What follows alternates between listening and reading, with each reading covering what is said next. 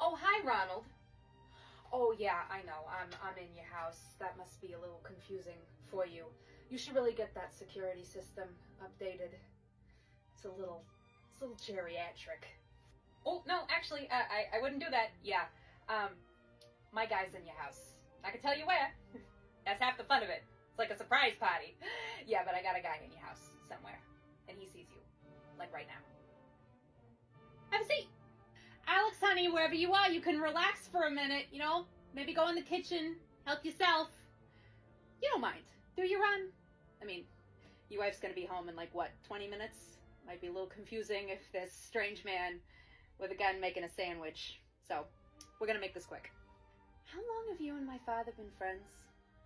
I mean, you're from the same neighborhood, so it's gotta be, what, almost 50 years? 55? I mean, you look good for your age, but I'm ballparking. It's been a minute. Yeah, that's why I was a little shocked that you sent Ronnie Jr. to a party at my house. Your son was in my house, where my boys sleep, where me and my husband sleep. I'm gonna cut right to it because I don't want to bullshit you.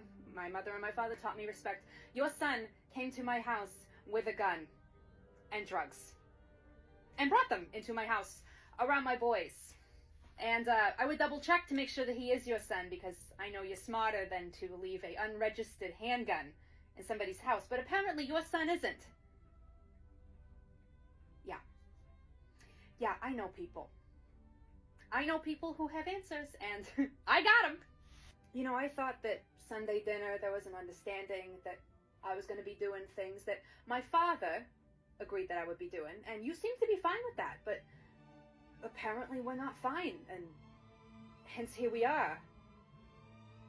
You understand my disappointment. Now, luckily, because your son is a fucking idiot, I don't have to take this any further, but I think this is also a teachable moment, because if you think that things are going to keep running smoothly with the next generation of men in charge, you're fucking wrong.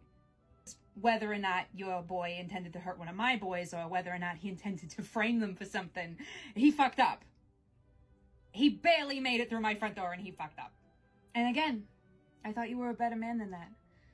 I thought not only would you have taught your son to be smarter, but you would have taught him to respect people. That's a big hit to your character, Ronnie. It's disappointing to me. It's hurtful. I'm fully aware that it's a boys' club right now, which is why I'm doing everything at the behest of my own father. I wouldn't stray against them, and I know that your son wouldn't stray against you, which is why he probably did what you asked him to do, to come to my house.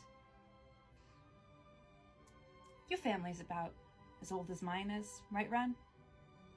Puts you in New York around the time that the rabbits were around? You're a smart guy, you know your history.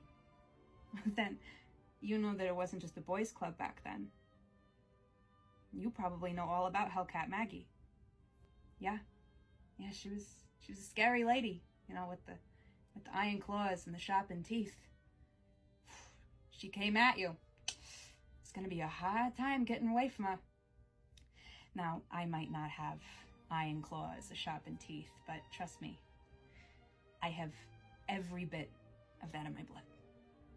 And if you ever come near my family again, you will feel that wrath. And luckily, I understand that when there's growing pains, you gotta give a period of grace. I'm dealing it with my own boys right now, you know, they want to push boundaries, they want to act out, they want to be tough. I get it. But they're children, Ron.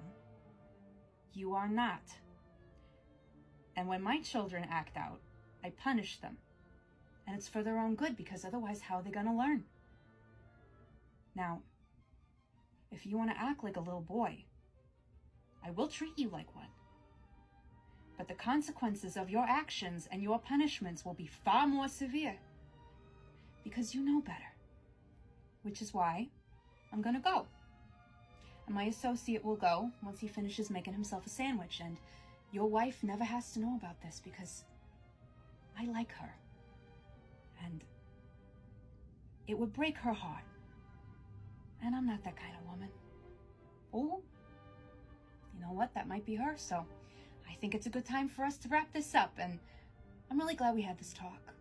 You know, I think talking can sometimes have a much bigger impact than violence, wouldn't you say?